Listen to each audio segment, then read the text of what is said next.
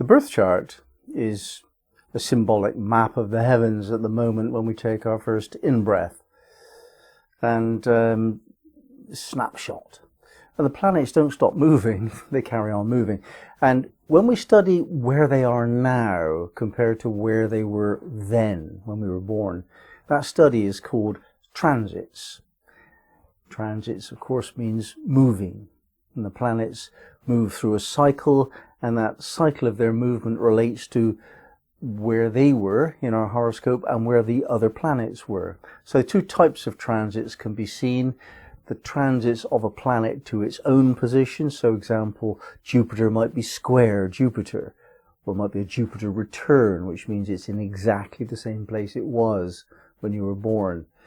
Or it could be that Jupiter is transiting in relationship to your Sun, a Jupiter opposition Sun, or Pluto trine Mercury. You know, those are the kind of types of transits we have. And they can be studied in great depth. We need to know about transits if we're to give chart readings.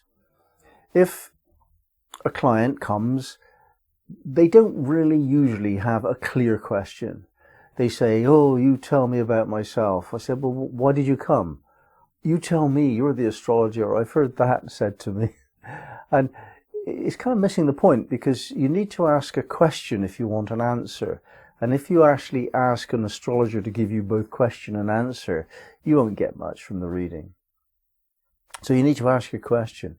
And there's a very good chance that the question that is asked of the astrologer is going to be lacking clarity and even off the point. Whereas the astrologer needs to know why the client has come, really, in order to respond appropriately. So what's necessary is to look at the transits. And when you see what the transits are for that client, you know why they've come. If somebody's going through a Pluto transit, or a Neptune transit, or a Chiron transit, or a Saturn transit, or a Uranus transit, that's why they've come. Those are the big ones, really, from Saturn out. Now, Jupiter transits are meaningful, but people don't ask an astrologer for advice about, why am I having such a good time? Why is my life just going exactly the way I want it to go? They don't come for that reason. And the quicker moving transits, they can be helpful, and they can be sometimes very impactful indeed, but not long lasted in their implications, because they move quickly. A moon transit just takes a few hours. Sun, Mercury, Venus, a few days. Mars, a little bit longer. Jupiter, a few weeks maybe. But the slower moving transits, these are major chapters in life. And they're all different in their qualities. A Saturn transit will make you cope with what you've been refusing to cope with before. It will force you to come to terms with how to manage your life better. Chiron will bring with it painful memories, really, of what took place, probably in your early childhood, typically.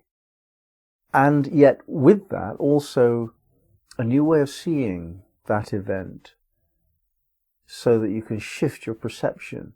And that shift to perception will be enough to help heal the issue that has arisen, or teach you to live differently. It's all about teaching and healing, Chiron. Shifts of perception and opening up, unlocking the keys to a new way of seeing life and therefore having life. So Chiron transits can be quite a big deal. When we're looking at the Uranus energy, we're expecting electricity to be upvolted. You know, there's a big increase in our energy levels when Uranus is in transit. And that comes from a position of having not really assimilated the life force that we do have already, typically. And Uranus comes along and blasts us with even more life force when we can't even cope with what we've got already. So we find Uranus shocking. If you're a Uranian type, if you like Uranus energy and you're totally okay with spontaneity, excitement, enthusiasm, no control, oddness, eccentricity, or if you're comfortable with all of that, then Uranus is a gift from God. You can do 20 times as much in the period of the Uranus transit. It's really energetic. It's incredible. And as long as you don't try and control it, you're fine. This is true of all of the outer planets. If you try and actually control them, I'm talking mainly really about Uranus, Neptune and Pluto. They don't like to be controlled. I mean, they can't be controlled. They're bigger than us. So if you try and control them, that's when the pain kicks in. If you just accept that you're going through one of these events in your life and you're out of control, if you surrender to that, then the journey might be surprising, might be disturbing, but it's usually not so painful. These outer planets can create real disturbances in your sense of well-being. Now, Uranus delivers surprises, opportunities, and suddenly says, look, no, you can't do that anymore, and stops you doing something.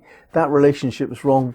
It finishes overnight with a dramatic expression of energy from both sides, or something like that. Or you might have an accident, a physical accident, a car crash or something. Something's going to come and smack you, with Uranus, if you aren't very good at assimilating it. But if you are, like I say, you'll feel great, really energized, and you'll make all of those right decisions yourself rather than have them made for you. All of the outer planets in their transits are trying to wake you up to what you should be doing instead of what you are doing. And Uranus comes fast and hard. Neptune, not so, slow and soft, but debilitating, confusing. It comes with a sense of loss. You start losing anything. Because what we grasp depends upon our ability to grasp things. And that's a lovely ambiguous word. We can grasp in the sense of clutching with our fingers. We can hold on to situations. But we can also grasp in the understanding sense of the word, that knowledge is actually imperfectly seated within us. We have to revisit what we know and what knowledge is. And Neptune is an invitation to change our fantasy about the nature of reality, not to replace illusion with truth. Nobody can ever do that. But what Neptune does, it replaces your old illusion with another one. It says, look, you've been living a fantasy. There is no happily ever after. Your glamour is being seen through by everyone. People can see the game you're playing, and everything that you've built, which was dependent upon fantasy and glamour, is just dissolved. It's just washed away. You can't really see how it happened. It just isn't there anymore. And you kind of think, well, actually, it never was. I was fooling myself. So Neptune does that to you. And yet replaces the old glamour with a new one, and the old fantasy with a new one, which then you can believe in that one instead, until you go through a later Neptune transit. And such is life throughout all eternity. We don't have to get upset about it. Pluto transits are also somewhat hidden, and yet there's a feeling quality to them which is like ominous. You can feel it coming years in advance sometimes, and then when it comes, it's like entrancing. You're seeing something which is immovable. You come across something which you can't deal with. You can't go around it. You can't get over it or go under it. You have to go through it, and yet it's impossible. This paradox presents itself through Pluto. You're caught up in your own lie. If you're a person who doesn't have any lie, actually really authentic, a real truth teller, really facing your fears, just walking towards your fears, courageously dealing with everything, if you're that kind of person, then your Pluto transits are going to help you do that. And that maybe applies to 10% of the population. There's quite a lot of Pluto energy in a lot of charts. Scorpio people, of course, are like this. But if you're not like this, if you're a bit fearful of Pluto, fearful of the truth, fearful of fear, fearful of facing your true self, of authenticity, if these things are not your way of being, you've been living life a little bit on the shallow level, then Pluto is going to require you to deal with the nitty-gritty, the real truth of life, which is that sometimes it's hard, sometimes it's impossible, and Pluto will make you do that. Now, all of these transits have different qualities according to various factors. We can have the Pluto transit, or all of these transits, by sextile or by trine, in which case they tend to be easier, of course, sometimes easy, sometimes enjoyable. They're very much easier to deal with than the hard aspects. And they don't really have the same impact in terms of measurable life events. So, in a sense, we can put aside, not because they're meaningless, but because we're going to be focusing on the hard aspects, because they demand our attention very much more so. And there's always something going on, or not always, typically something with a hard aspect is going on, and that's what grabs our attention, and that's what will be grabbing your client's attention. So we'll look at the hard aspects. So there's not much difference in quality between a semi-square and a square, just in terms of duration. The orb of applicability of a semi-square is much smaller than a square, and so in terms of a transit, therefore it takes less time to operate. So let's just ignore semi-squares and think of them as types of squares, really. Now, the square aspect to a transit and the opposition aspect of a transit, they're rather similar but somewhat different.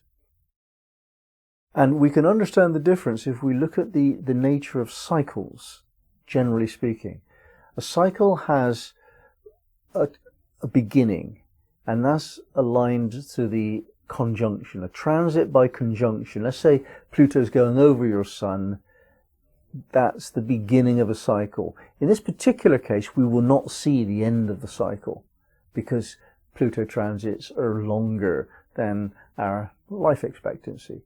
But if we see, let's say, a Jupiter transit, and we take a Jupiter return, for example. Jupiter is conjunct your own Jupiter. That's the beginning of a 12-year, it takes 12 years to go around, 12-year era of your life. Something which took place 12 years ago is now well and truly finished, and something which is being born now will take 12 years to unfold. That's a Jupiter return. The first square of Jupiter is the first challenge. Whatever you began on the conjunction will be subject to pruning. Some of the things included within what you have begun, don't work. And they die off on the first square. So the square between, say, Jupiter and something will be the celebration of your expectation of expansion of aspects of that, and the rest of it would just not be of interest to you. You'll just say, yeah, that's okay, but I could do that, but I'm not doing that. So there'll be a pruning, but it will be easy. That's Jupiter. If it was Saturn, it would be reluctant. So if Saturn comes along on a square, you're going to have to let go of something because it simply doesn't work. And very likely authority figures will be telling you that. You might get a letter from the taxman or the lawyer or the police telling you, you can't do that anymore. So that's a Saturn square, or the first square.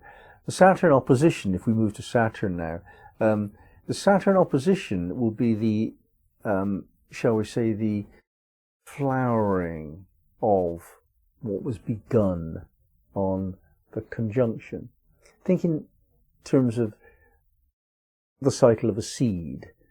What was seeded on the conjunction is germinated only to a certain extent by the first square. That which was not germinated has died off. By the opposition, we have the flowering.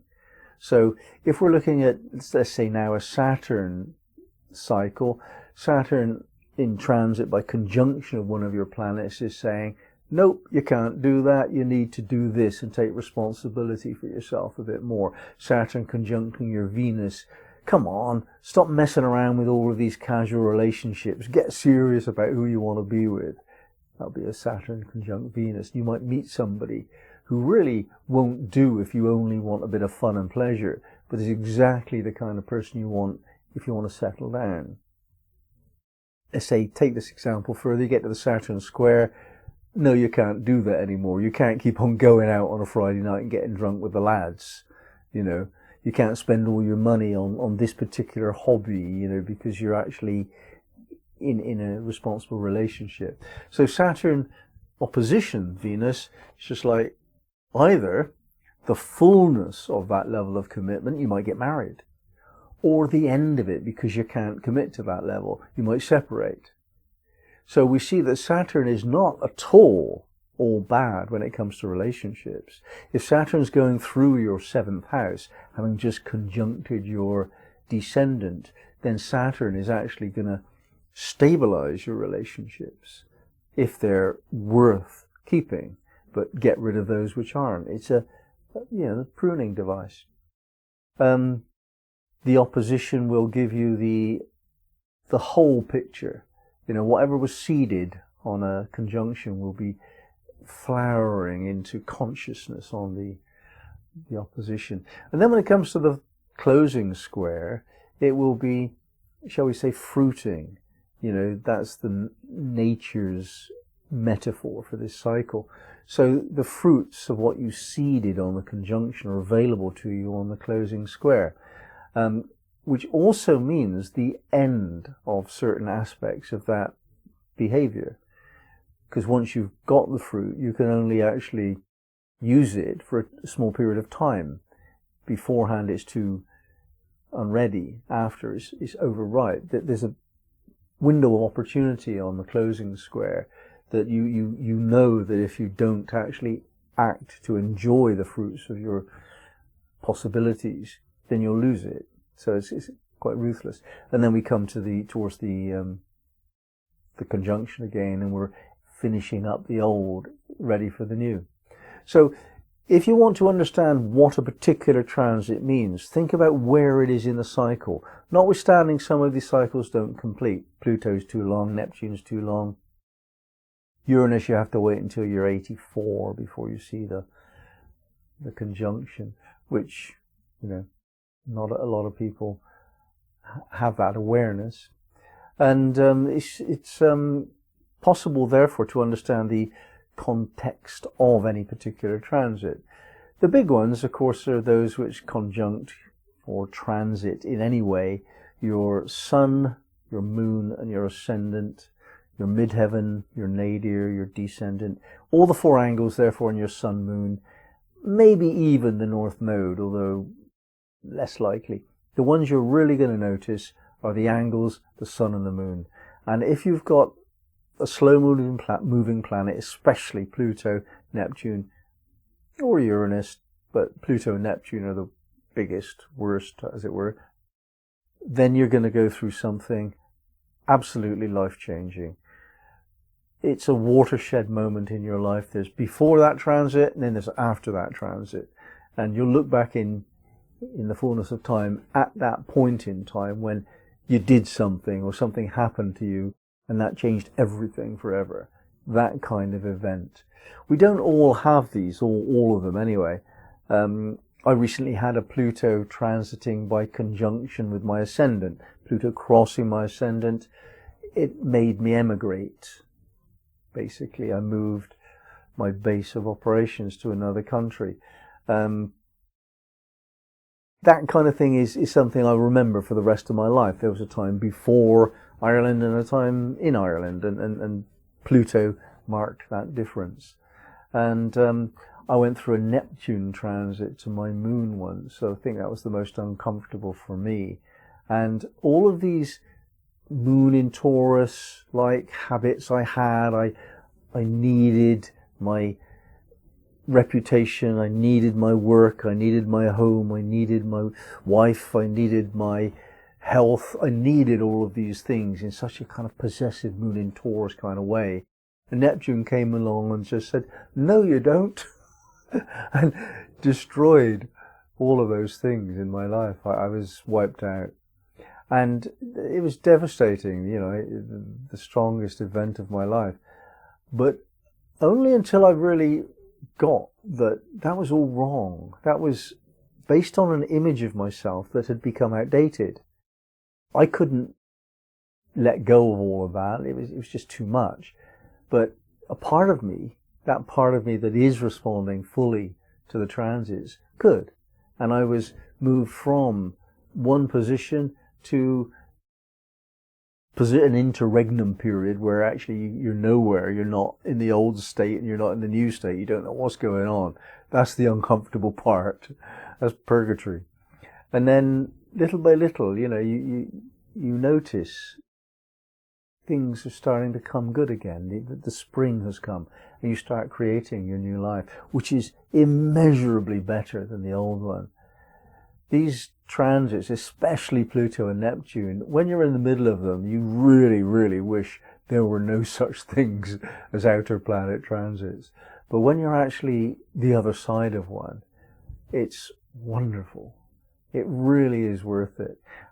And this is what you have to tell your clients. If you're an astrologer, get your client to imagine the future after the transit, and that'll help them get through it. Try and get them to understand the issue, understand that this is a temporary period of time. It begins then, it ends then. You can look at that. Within 2 or 3 degrees, it's going to be intense, typically. And when it's exact, there's going to be some event, typically, not universally. And then when that event has been dealt with properly, everything will start taking its new shape. And then you'll have the celebration of a new level of power if it's Pluto, a new depth of understanding of the meaning of life if it's Neptune, tangible evidence of success if it's Saturn, brilliance and energy if it's Uranus. You know, you're going to be bigger, brighter and greater than you ever were before after the transit, if you deal with it properly. If you don't, well, there are penalties. I won't go into those, but you have to work that out for yourself. There will be penalties if you don't face these transits with consciousness and courage.